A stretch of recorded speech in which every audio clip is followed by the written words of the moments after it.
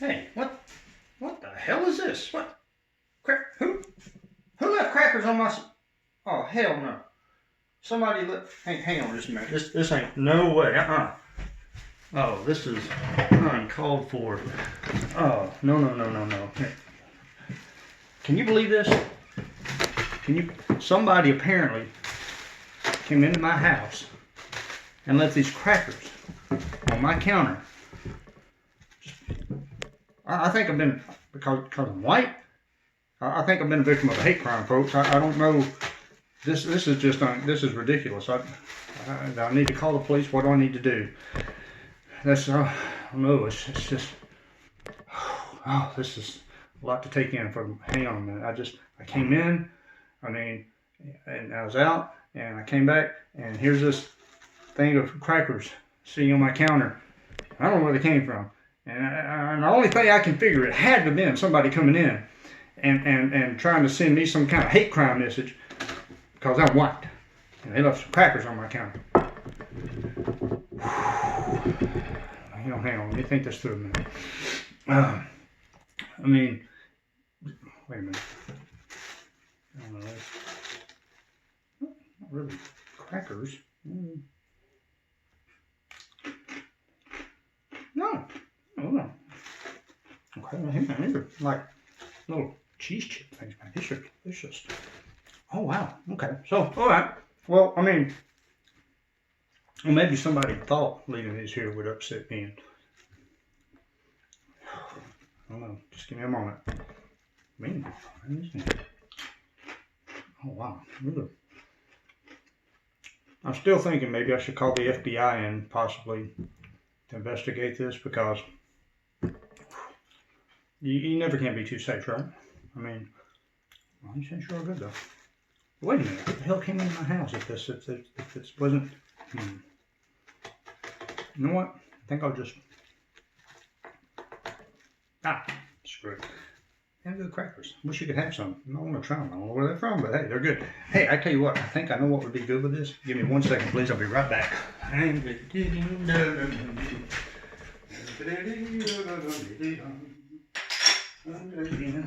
was very nice of somebody if they did leave them for me. It was pretty cool. Some good crackers, I might say. One more here.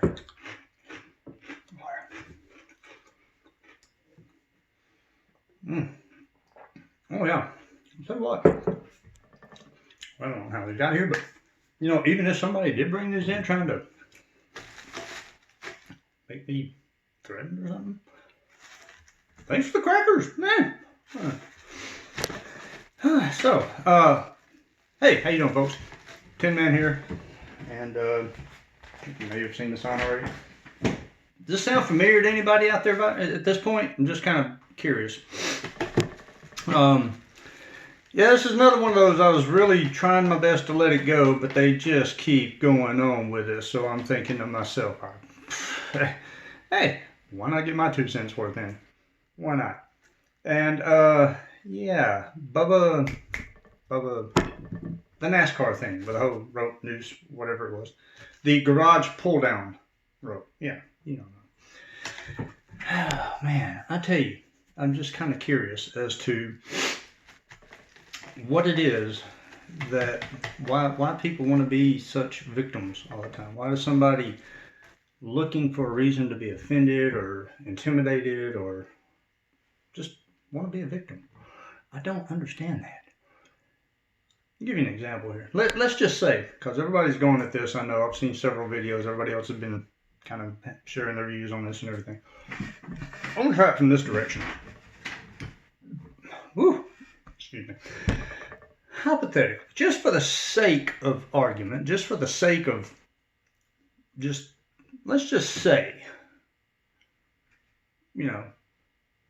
somebody actually did want to intimidate poor Bubba and actually did somehow get into his garage past whatever security is protecting these millions of dollars worth of vehicles and equipment and tools and whatever else is in those garages in a secured facility. And let's just say it was, I don't know, like some disgruntled couple of guys from the Aryan white supremacist skinhead brotherhood, super white folk. You know, white people hater, Jew hater, Chinese haters, those guys. You know, those that just can't seem to drag themselves out of whatever time period they're stuck in. But let's just say, for the sake of argument, let's say it was one of those guys, or two, whoever. And they do get past all the security, which I hope they have security and cameras and guards and maybe checkpoints to get into the garage areas. I don't know. I've never been there. I don't know, but I hope they do. If I had my car there, I would definitely want that sort of security. But, okay. And then, I'm not a NASCAR follower, by the way, just so you know. And they go through all this trouble, and they want to send this powerful message. Say that we don't stand for no black people racing in NASCAR. Ignorant, true. Borderline mentally dysfunctional, very true.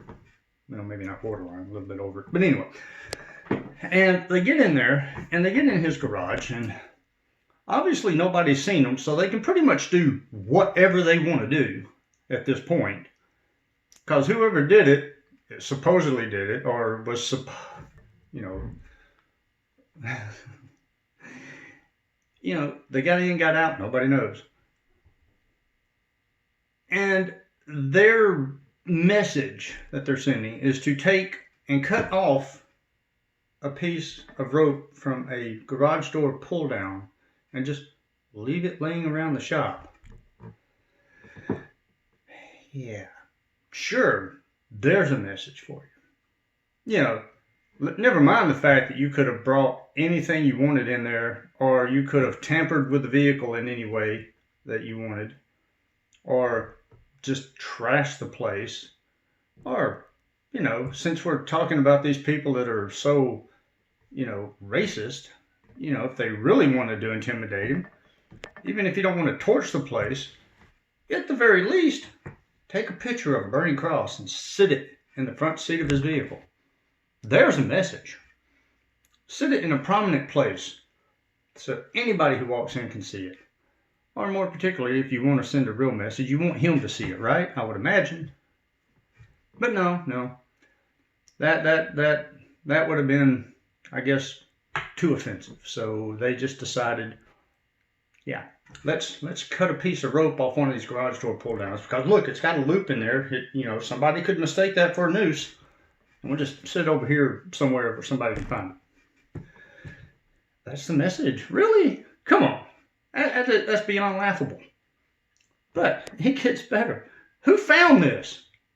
If it was one of his crew members that's in charge of maybe working on his vehicle or doing some testing on his vehicle or whatever, and this guy can't tell a pull-down door in a garage from an actual noose that would be used to intimidate. Show of hands out there. Who wants this person working on their multi-million-dollar vehicle with all that equipment stuff? Anybody? Anybody? No, I didn't think so. That guy would have been fired from the get-go. Security would have gotten a really big questioning too, as to why was this allowed to get in here, if it had been an actual real noose as a threat. But it took the FBI, a team of FBI, and I'm assuming they're going to have some forensics people on there because, you know, you want to be thorough, to come in there and determine that this piece of rope was just, hey man, it's part of a pull down thing that's been up there for months or years. Wow. You could have gotten any mechanic or any of the groundskeepers there to look at that and go, yeah, it's just a piece of rope off the garage door. Hey, you know, whatever. That wouldn't have been thorough enough. But then we have to take it even a step further, and we have to go on national television.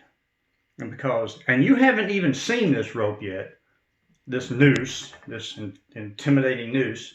You haven't even seen it yet, but you want to get on national television and get beside your car and just boo-hoo-hoo, woe is me, I'm so oppressed. Oh, I'm so oppressed.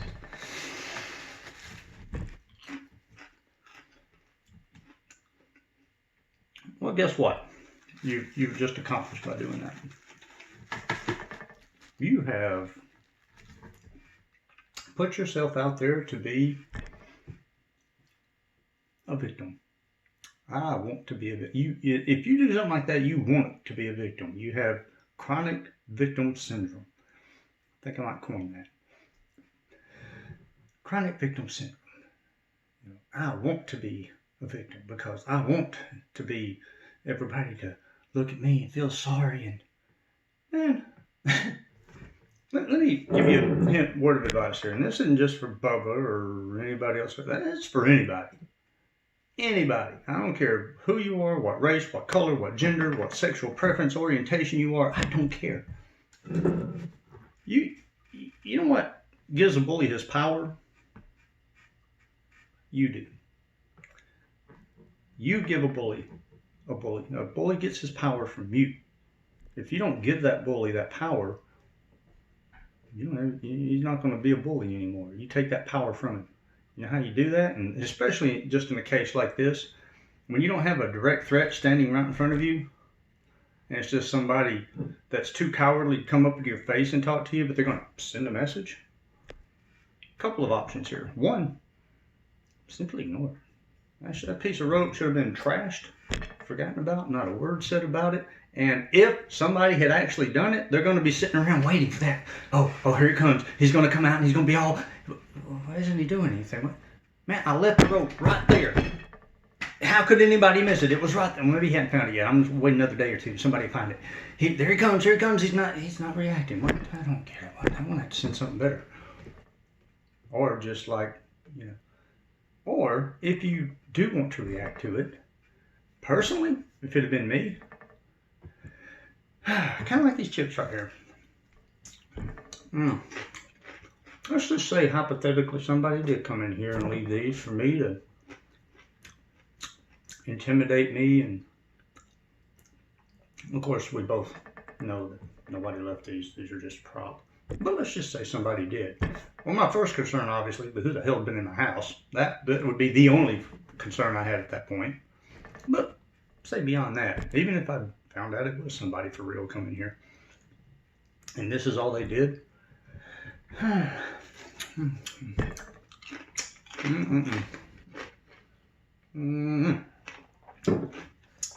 good chips. If I found that rope, again, I'm just kind of a sick and warped individual. If I'd have found that rope and it'd been me, well, somebody thinks they're being cute. Or somebody thinks they're being a badass. Okay. On national television, I would have come out, had that rope around my neck like a necktie. Sets that baby up. Sporting it. Look at this. Somebody was nice enough to come into my garage and leave me this nice, snazzy little necktie. And it's very rustic too. Look, it looks just like a rope with a loop on it. Isn't this cool? And I think it goes with my uniform. What is it? Anybody? Everything? I may even wear this out one night when I go out on a date. Laugh in their face, folks. If somebody's so ignorant and such a coward and just so brain dead as to think that they're going to intimidate you or anybody else with some little ridiculous nonsense like that, they're not worthy of tears. They're not even worthy of anger. They're worthy of your ridicule, and they're worthy of your laughing at them. But tears and boo-hoo and getting all upset and distressed, come on, man. Really? I don't get it. But again, that's just me. That's just me. And, I think that pretty much says most everything I want to do. But, gosh, it just gets better, doesn't it? They just wouldn't let that die. Even after the FBI said, nope, this is not any kind of crime. This somebody left some rope around your shop, dude. Get over it. No, we're not going to let it go. No. Oh, y'all don't understand. The FBI just doesn't understand the repercussions this has on me. That's your problem, not theirs. And NASCAR, by the way, personally, even though I grew up in the South, less than an hour and a half away from Talladega Field, as a matter of fact, never was a fan of NASCAR, and never really thought much about it one way or the other. Never really cared. Friends and family I had treated it like a second religion of some sort, but I just never got into it. And, hey, I'm not going to begrudge somebody their hobby and their interest. No skin off my nose one way or the other. But now, NASCAR. You're perpetuating this. You're just trying to do your best to keep it going too. You're a multi-billion-dollar organization, and you have to resort and stoop this low during a time of stuff like this that's going on, just to get you some publicity? Wow, really? Okay. I hope your fans kind of pick up on that. Personally, I really do, because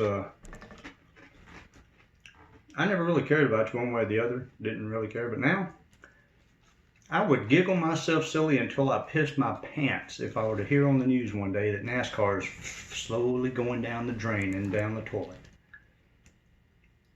Yeah, I would probably go to sleep giggling the night that I heard that. Just so you know. Okay, well, I want to go finish these delicious crackers. And my beer. And thank you for listening. Thank you for watching. And we'll see what we can do a little bit later on with something else. I'm sure with the way the media is going nowadays, it won't take long. Y'all take care out there. And please, don't be a victim. Just don't. Laugh at the people. They don't deserve your tears or your whatever. Don't be a victim. All right? Stand up to bullies. Y'all take care.